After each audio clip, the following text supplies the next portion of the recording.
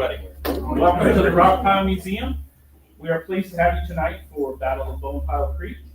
And we're pleased to partner tonight with the Pumpkin Buttes chapter of the Wyoming Archaeological Society.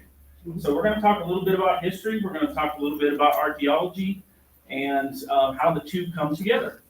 And that's really what we do here at the museum is we bring history, archaeology, paleontology, geology, all the ologies, right? We tell the story of this region. And so this is a great example of a wonderful partnership in our community. And I do encourage you, we've got membership brochures for both the museum and the Pumpkin Buttes chapter over here on the table. We also have Archaeological Awareness Month posters. If you didn't know, September every year in Wyoming is Wyoming Archaeological Awareness Month. So this year's poster is there. You can also get last year's poster. So please, if you want to know more about those organizations, come find us. Myself, Jessica is around here. She's an officer with Pumpkin Buttes. We'd love to have you join us. They meet the first Wednesday of the month, typically at the library, sometimes here. And they take field trips. They learn about archaeology. They have guest speakers. It's a great little organization. So encourage you to join them. Without further ado, I'm going to introduce our first speaker tonight. Mr. Justin Horn is our museum assistant here at the Bonepile Museum. And that's a term that really means he handles a lot for us. He does collections work, so the historic artifacts. A lot of the exhibits you see around you are Justin's handiwork. So he stays busy doing collections and exhibits here at the museum. He also researches, he writes. If you go to wyohistory.org, you'll find a couple of his articles with more to come, I'm sure. So I'm going to kick it over to Justin to tell you about the Battle of Bonepile Creek. All right, thank you, everyone. Can you all hear me? All right, so tonight I'm going to talk a little bit about the history, and then I'll turn it over to Laurel, and she'll talk more about the archaeology of the Bonepile Creek battle site. Shameless plug, if you like this type of thing, I will be in October over in Deadwood giving another presentation on Lieutenant G.K. Ward and his expeditions out here, and so maybe do that some other time here at the museum as well. But tonight, so I want you to imagine you're sitting here, it's 150 years ago, and you wake up to see that the bluffs around at sunrise are covered with Indians to the number of 500 to 600. And fighting is commenced by charging down over the plain. Add to this that you're sitting at a place called Bonepile Creek, and it starts to sound like you're actually in Hollywood on a sound stage with John Wayne. But this actually happened about 10 miles south of here in 1865. So good little refresher in history. So what's going on in 1865? Civil War is coming to an end. April 1865, President Lincoln's assassinated. So we're talking right around the time of the Lincoln assassination, just to get your mind in the historical context. A lot of the local history that you may be familiar with are events known collectively as Red Cloud's War. So Fort Phil Kearny, up kind of by between Buffalo and Sheridan, doesn't exist yet. Doesn't exist for another year. The Fetterman fight, the big famous battle up there, again, about a year and a half in the future. The same with the Hayfield fight, the Wagon Box fight, and Wyoming doesn't even exist yet. It doesn't become a territory until 1868. So, question for you, why were there a bunch of white guys in the Powder River Basin in 1865? It's a one-word answer. Gold. So there's gold up in Montana, specifically around Virginia City, modern-day Bozeman, Montana. And the question in 1865 is, how the heck do you get up to Montana? So in 1863, when the gold is discovered, the fastest way was this yellow line following the old Oregon Trail. I say old, it had been established about 20 years before. A well-traveled, also known as the Great Platte River Road across Nebraska. You get up into Wyoming, cross that Platte Bridge, modern-day Casper, and then head over to Fort Hall, Idaho, and then head up. Doesn't take a genius to figure out there's got to be a shorter way. One guy who pioneered a shorter way, famous mountain man Jim Bridger, he went up through the Bighorn River, modern-day Warland, Grable, that area, and blazed a trail. Another guy who blazed a trail, John Bozeman. He initially went to Montana following the Oregon Trail and up, struck out, didn't find any gold, And so when he wanted to go back home, go back east, he followed this red line and pioneered what became the Bozeman Trail. And he marketed it as the shortest way to get up to the Montana gold fields. Big problem. Passes through right here, over by Buffalo and Sheridan, Powder River Basin, prime hunting grounds for the Native Americans. But other problem with the Bozeman Trail, it still goes across southern Nebraska. What if you took a trail across northern Nebraska, the Niobrara River? One guy who thought of that, Congressman Hubbard, he represented a district in Sioux City, Iowa. And so his goal was to make a road across northern Nebraska, and that would mean Sioux City, Iowa became the new gateway to the west. He's a congressman, he's not going to go, but he picked a guy named James Sawyers, who was a colonel in the Army during the Civil War, and then he got discharged in the fall of 1864, led a group known as the Northern Border Brigade. By the fall of 1864, Sherman's taken Atlanta. There's not much point to a Northern Border Brigade. So his unit is discharged, and he's a civilian again. So Congressman Hubbard picks him. He's from Sioux City as well, so they know each other. So Sawyers is in charge of leading this, what is ultimately a civilian expedition. It's a civilian expedition of 200 or 196 men. The wagon team is led by James Sawyer's brother, Mule Sawyers, but they also have a military escort comprised of 118 men from the 5th Infantry and 25 men from the Dakota Cavalry. And the military aspect is under the command of Captain Williford, George Williford. And Sawyers and Williford, turns out they do not get along. By the end of this, they despise each other. Williford called Sawyers incompetent. Sawyers thought Williford was a coward. So it's July 1865, it's hot. You can imagine Sawyers and his men going across the Niobrara River through Nebraska, entering western Nebraska and the Sandhills. So I started this talk off mentioning it's kind of like a movie. So just like in a movie, we are going to fade and leave Sawyers behind for a minute and pick up a B storyline, a subplot. And our subplot begins 9 months earlier in November 1864, way down in Colorado, southern Colorado, near Bent's Fort, in which we have the Sand Creek Massacre. Long story short, group of the Colorado militia violently violently attacked a group of peaceful Indians camped at Sand Creek. Horrible massacre. One of the guys there on the Indian side was George Bent, and he was shot in the hip and crawled to safety. And so George Bent and the other survivors, they head northward, they were Southern Cheyenne. They joined their Northern Cheyenne allies and the Lakota allies, and they begin raiding all along the Platte River. A big battle at Julesburg, Fort Sedgwick, and they went north from there to Mud Springs in Nebraska. Just like in the movies, the story goes that Mud Springs, the Indians were laying attack to it. Mud Springs got off a telegraph to Fort Laramie just before the Indians could cut the telegraph line. And so Fort Laramie was able to ride and send reinforcements.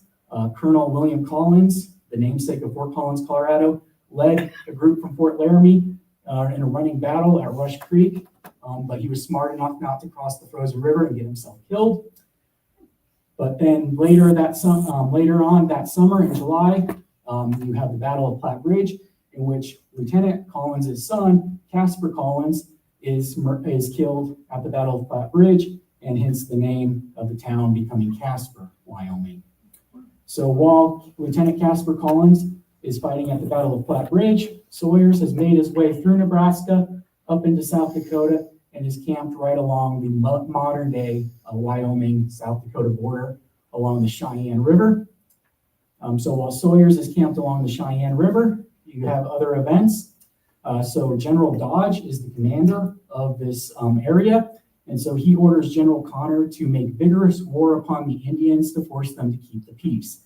He's getting sick of all this raiding along the Platte River. So Connor begins to assemble a large military expedition.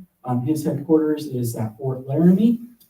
So Connor's at Fort Laramie assembling an expedition. Sawyers and his men have gone across Nebraska, South Dakota, and on July 21st, about where modern Angostura Reservoir is, Captain Williford comes to Colonel Sawyers with a problem. They are out of supplies. I have a little drone shot of the Cheyenne River about where they would have been camped. So Colonel Wilford comes to Sawyers with a problem. Their 3 months of supplies have lasted only a month. They're running out of supplies. So he wants to send a supply train to Fort Laramie to get more supplies. So off a small group goes to Fort Laramie, only to find out that General Connor's at Fort Laramie and all the supplies are going to his expedition. So the supply run from Sawyers fails. They don't get any more supplies. So at this point, Captain Williford, he wants to call it quits and return home, return to Fort Laramie and then return home. Sawyers, on the other hand, overall in command, he wants to press on. My clicker died.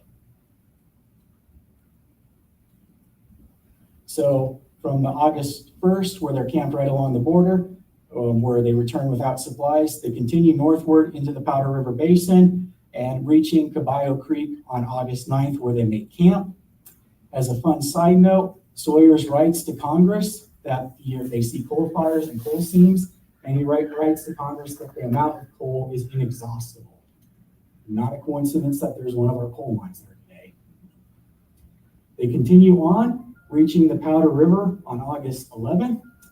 Their goal is to go north of the Pumpkin Buttes, but they've encountered 3 problems.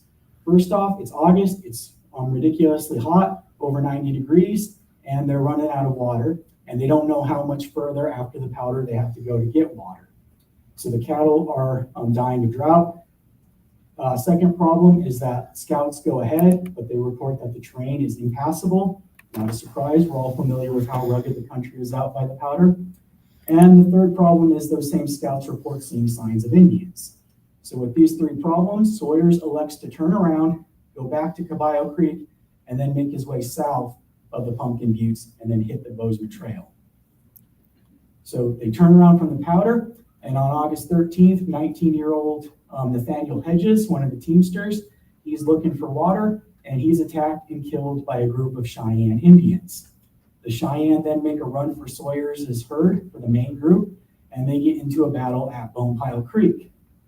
So they dig in at the rifle pits that we're going to talk about more later. And one of the men there, John Colby Griggs, he writes that no one was able to sleep that night for fear of Indian attack. Another slightly humorous incident occurs. They are corralled at Bonepile Creek, and up on the bluffs, they send men to go look as pickets. One of them is a Private Jarvis, and so he's up on one of the hills, and he hears a sound, turns around to see about 10 or 12 Indians trying to sneak up on him. So he makes a run for it and is able to get back to the main group with only the loss of his hat. So a drone shot of the Bonepile rifle pit, so you can see the divots where the rifle pits are as it pans up. Hopefully it doesn't make you too dizzy.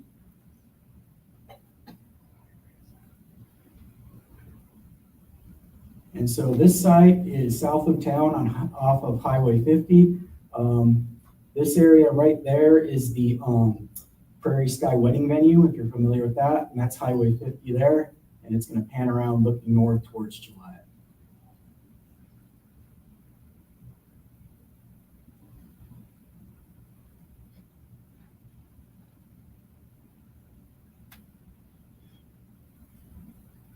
So Sawyers and his men, after a couple days fighting at Bonepile Creek, the Indians back off, and so Sawyers takes that opportunity to try to make a run for it. His goal is to get back to the Caballo Creek site.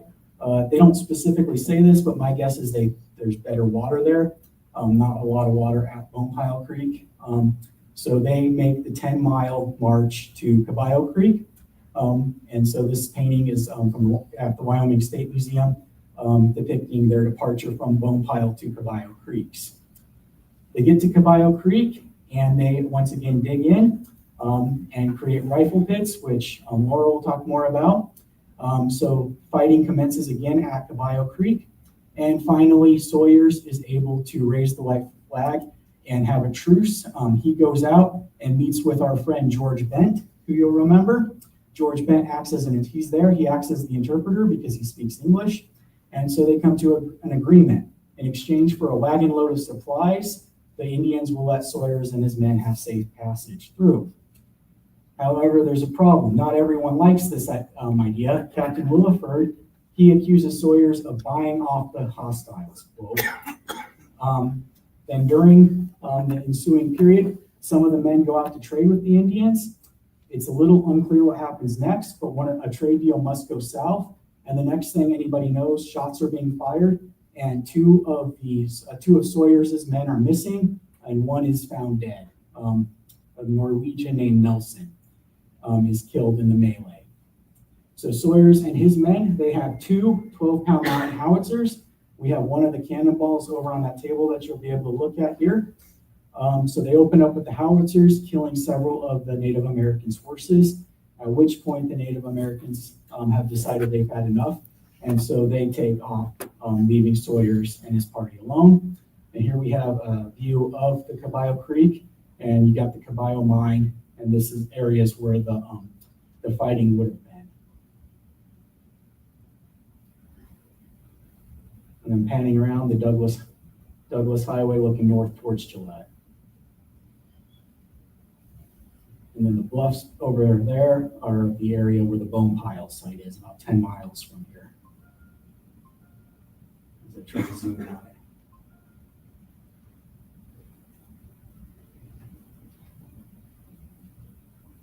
So now that the Indians have left, Sawyers doesn't necessarily know how far away they've gone. So he sends out a scouting party looking for General Connor.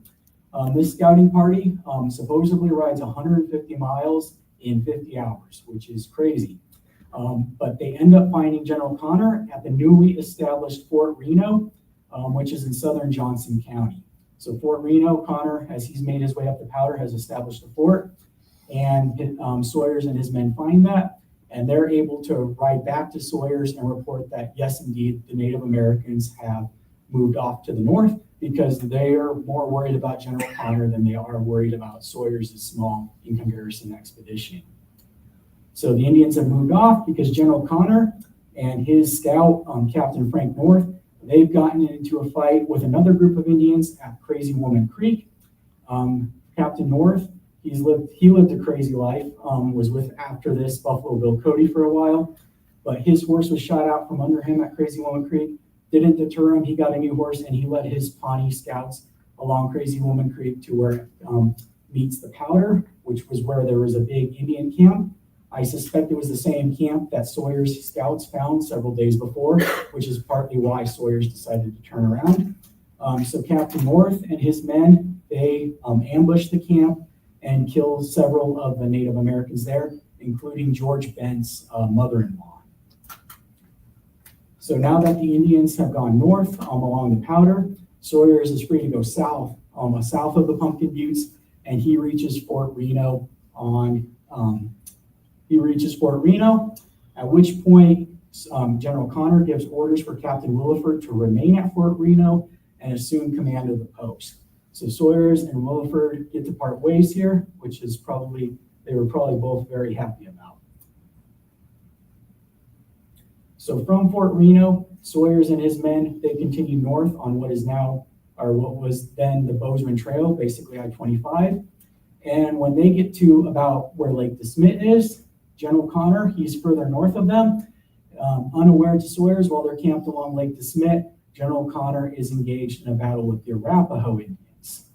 So Jim Bridger, who I mentioned way back earlier, the Bridger Trail, well, he's acting as a scout with General Connor. And the legend is that he looks off to the horizon and sees smoke. General Connor and all of his officers, none of them actually see it, but Connor has good enough sense to trust Bridger. And so he sends Bridger out with a scouting party. And sure enough, they find Black Bears, Arapaho Indians camped along where Ranchester, Wyoming is now. And they attack the Arapaho village.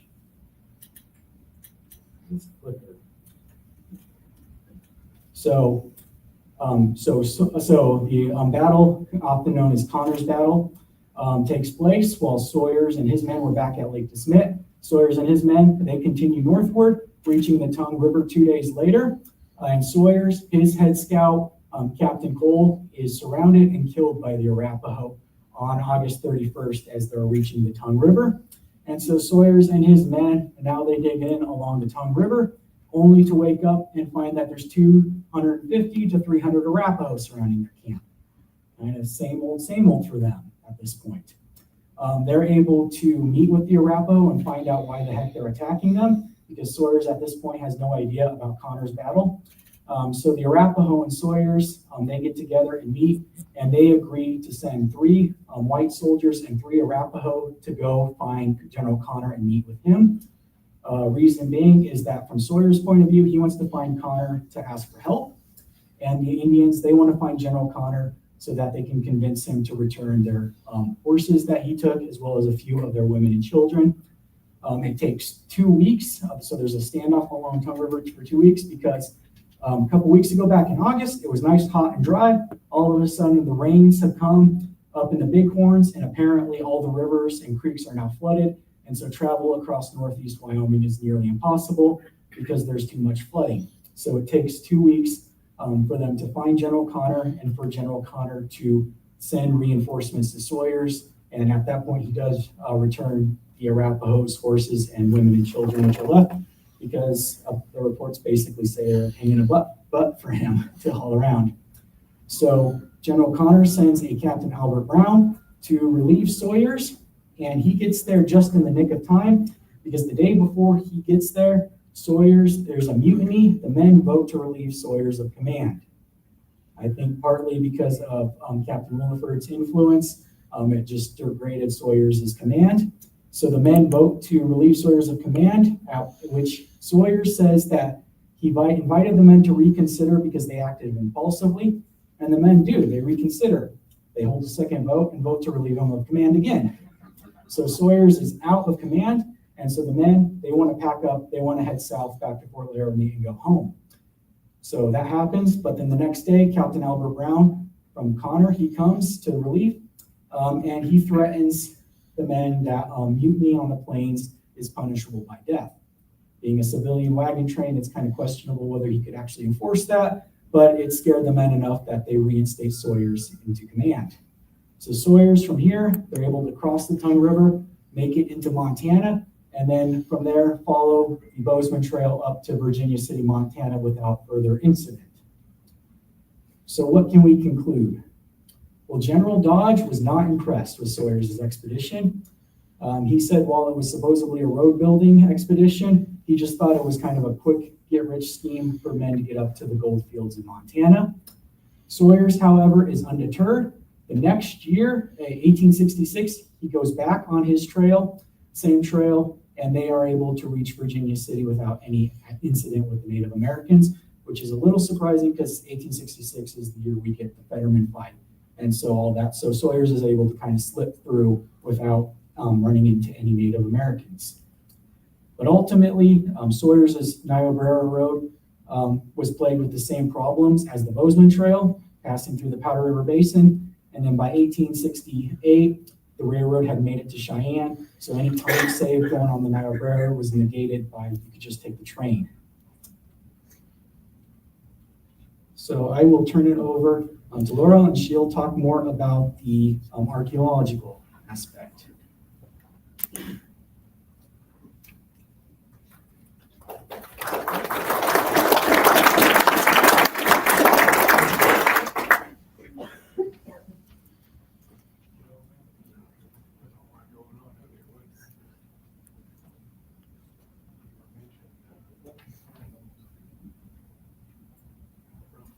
There, I hope you guys can hear me now. Okay. Thanks for that overview. That helps my story a lot.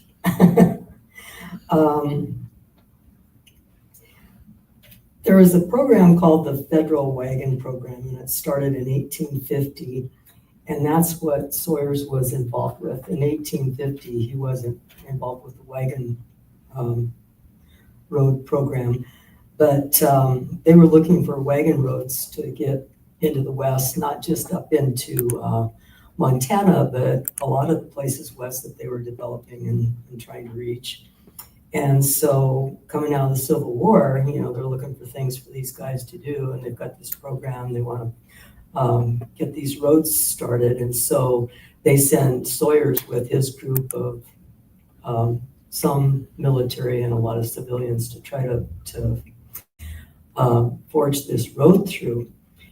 Sawyers was given $20,000 for his trip, and he spent it on supplies in Chicago.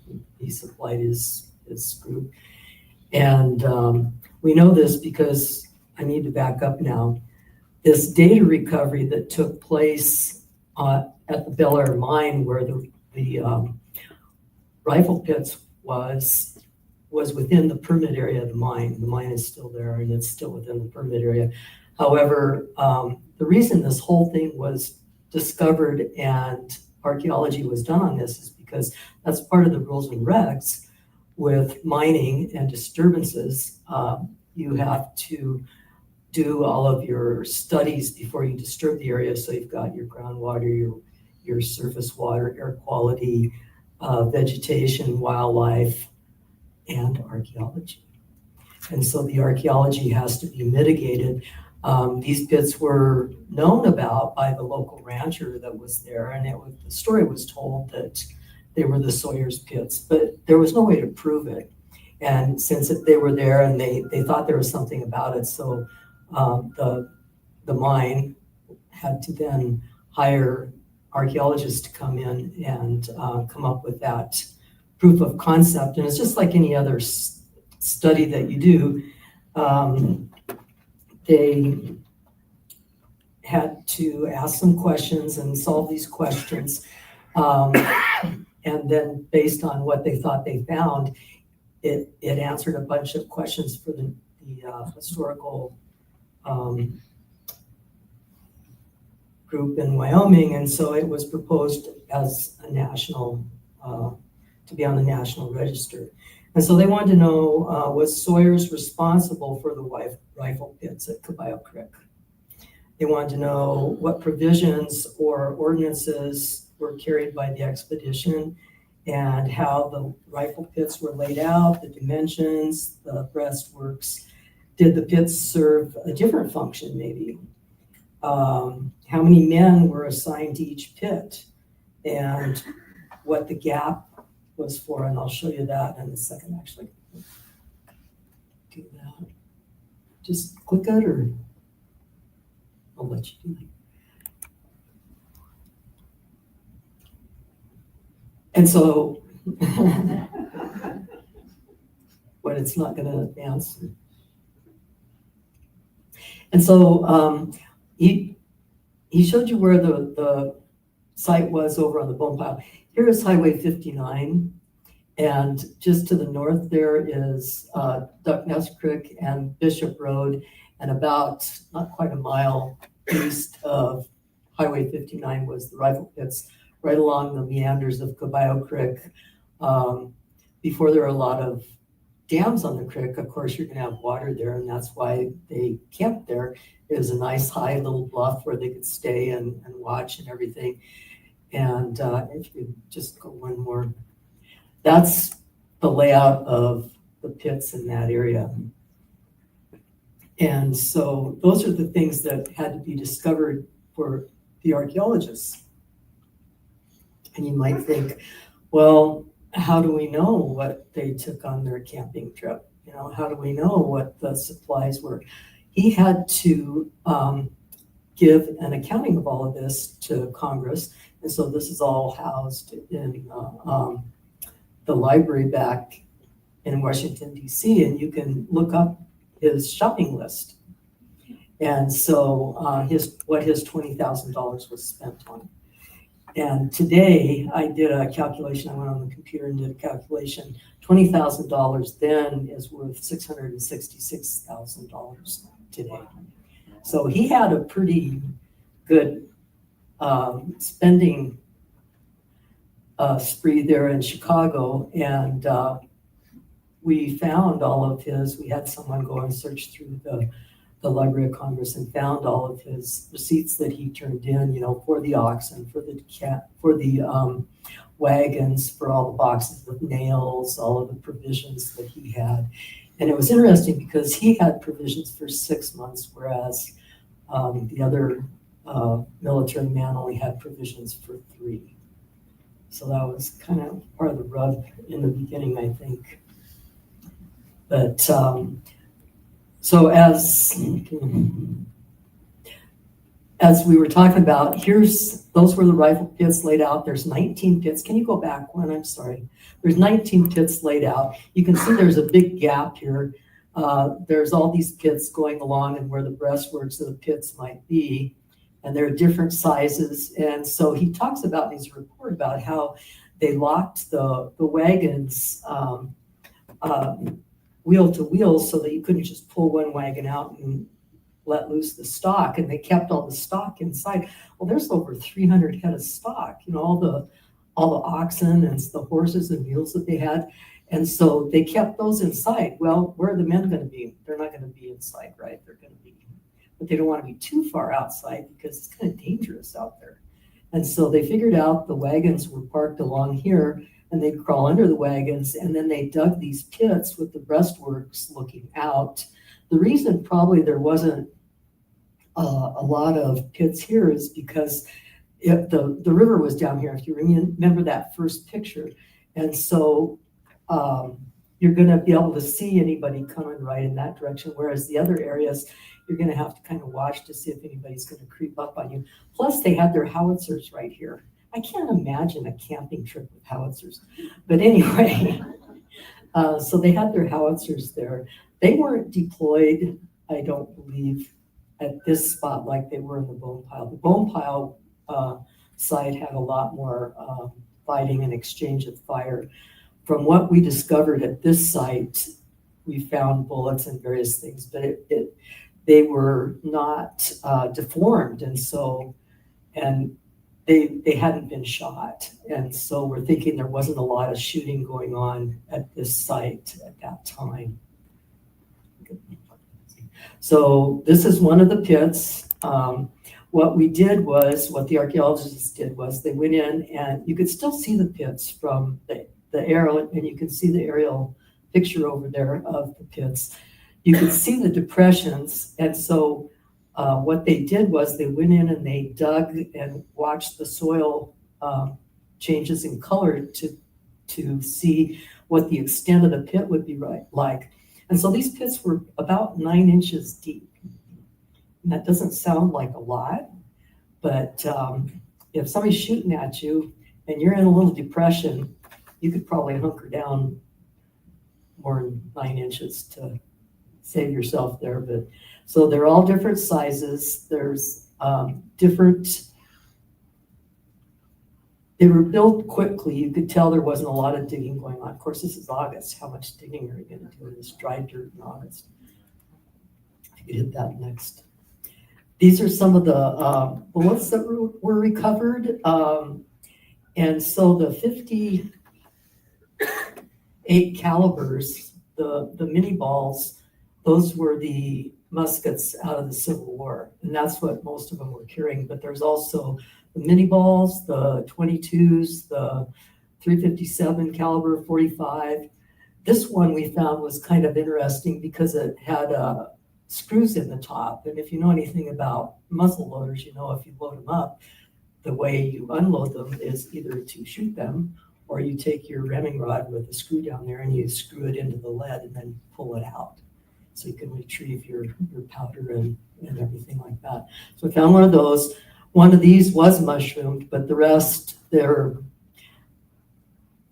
in shape like they hadn't been shot. The 22 had been shot. And then, of course, nails. This bunch lost a bunch of nails. I mean, it's amazing what a group of men can lose in 3 days. All the bullets, the nails, buttons. We found a bunch of buttons, all kinds of things. And we found 3 hearths. So they were there for 3 days. Obviously, they started some fires. They did, maybe hot water, some cooking that they could. You hit that one more. And here's another one of the pits that they excavated. Now in this pit here, not only did they excavate the pit, but they did a cross section through it. And the reason they did a cross section through there is, how do you know you're at the bottom unless you dig past it? And so you do that throughout one way of your pit and then the other way, so you can make sure that you actually properly excavated where this pit was. That's part of the archaeological process. The other thing we did with this program is that when they got things kind of discovered and dug out, and they, of course, everything that they dig out from here goes through a sieve. I'm sure a lot of you know about archaeology and how you sieve everything to make sure you don't miss anything. And so we, for one day of the dig, we brought buses out from Gillette so that the public could come out and watch a real archaeologist camp in action here and sieving the diggings from the pits and look at the rifle pits and see what it really looked like. And so this is part of the report. This is what's sent to the state, that the mine sends to the state as, the state and the state archaeologist, SHPO, to satisfy their requirement of archaeology that they were doing. And in here they answer the questions of what their hypothesis was, was Sawyer responsible for the pits at Cabot Creek? Well, it wasn't until right at the last we didn't know he was, because there are rifle pits. We have the story, we have the stuff over on Bonepile. It kind of sounds like it, but the nails and a few bullets, that's not diagnostic enough to say it was actually Sawyers. And so right towards the last, as we were digging, the archaeologists decided to do a pass with their metal detectors.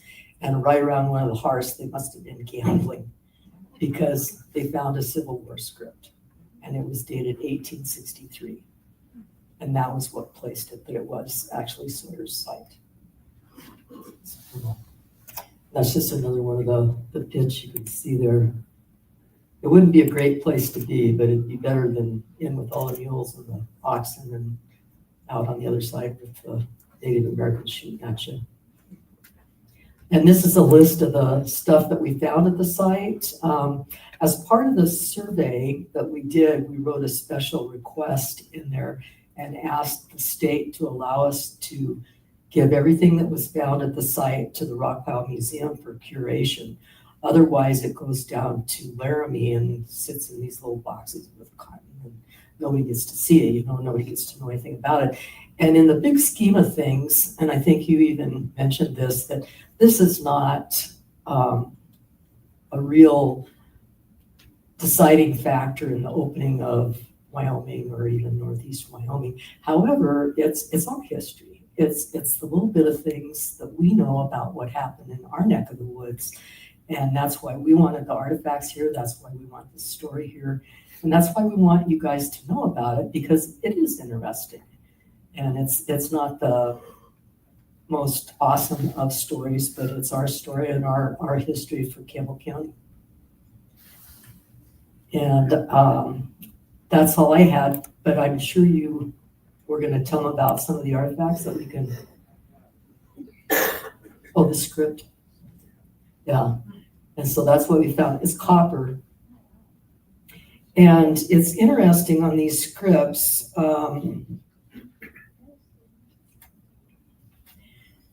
So this is not money from the federal government. They called them Civil War tokens, and there was a shortage of coins during the Civil War. And so various people would mint their own coins. And there was merchant coins and other coins made. And then they would often put their own merchant coins. This is a patriotic coin. And they would often put their own stamps and various things on it. This is a patriotic one. And it's worth a penny. So that was that was the thing that nailed it for the report that Sawyers did stop there. So, does anybody have any questions? When did you do the dig? This dig was, that's a good point. I was supposed to tell you that. It was in 1997.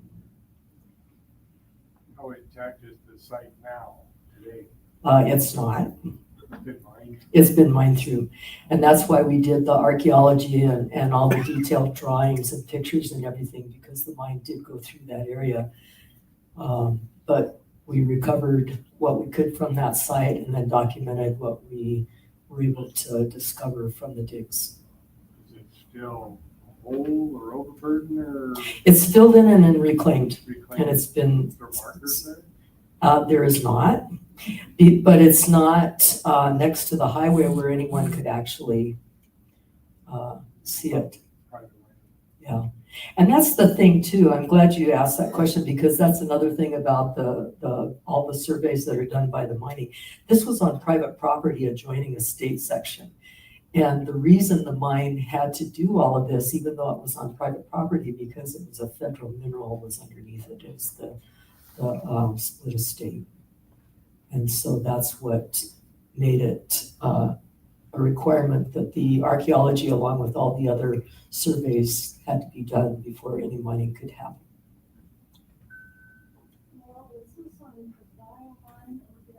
It's on Bel-Air, but Caballo Creek, so it's kind of, yeah. And, it's Bel-Air mine, but Caballo Creek.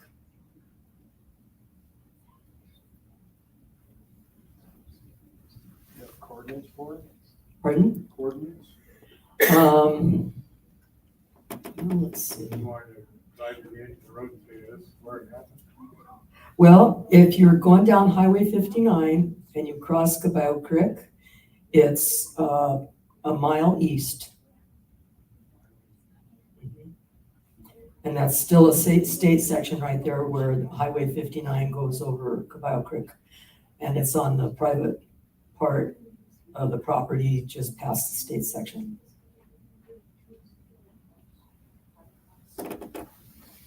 Any other questions for Laurel and Justin?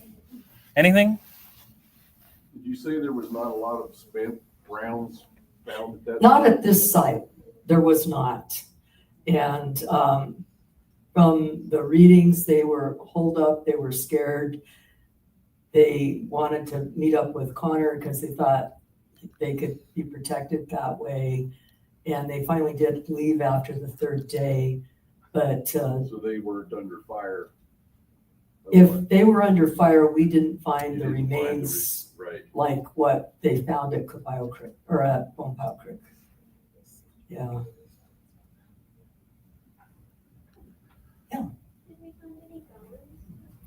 They found a bone fragment, but it wasn't a human bone. It was from, I don't think it was ever determined. We didn't send it in for exact analysis since it wasn't human, but it was some animal. I don't know if it was an animal, and it's hard to tell on that if it was an animal that they had for dinner there, or if it was an animal that came by and died later, because this survey was done quite a while after the fight, and so a lot of things could have happened by that time.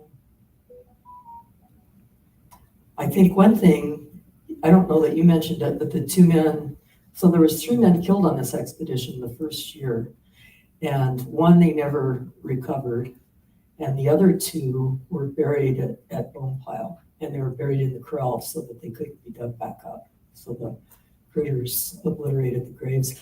When Sawyers came through the second year on his developing where the road would go, the relatives of those men asked if they would dig them back up and bring them back to, I think, St. Louis. And he did. So on his way back, they dug up the coffins and took them back with them. So there's no burial sites out at the Bonepile Creek that we know of. Have they done archaeological excavations at Bonepile? I don't believe they have. don't You think probably so. know better. I don't think so, no. Yeah, it's on private property, And there's no impetus to have a survey done like there was for the mine.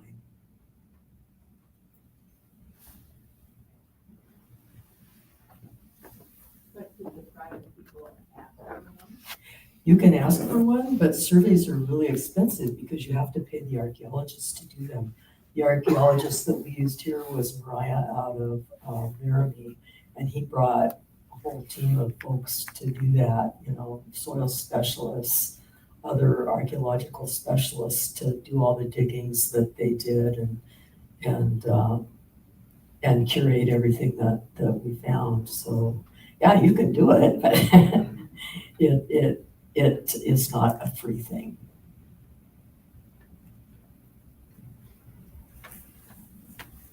Anybody else? Well, thank you.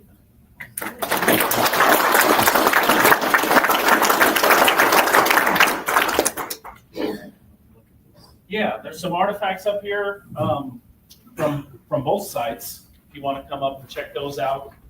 While there hasn't been the archaeological work done at Bonepile, many people over the years, the landowners, the neighbors, folks from town have gone out there and found artifacts. And we have quite a few that have been given to the museum here. So come check those out. And special treat. Well, I was going to say, we've got the token. You can see how small it is in real life. And then one of the howitzer cannonballs. So you can see that how deadly they are with the musket balls inside. Great shot. Yeah, so come check those out. Special treat. Right now, if you want to go to the Bonepile site, we've been given permission by the landowner to go visit.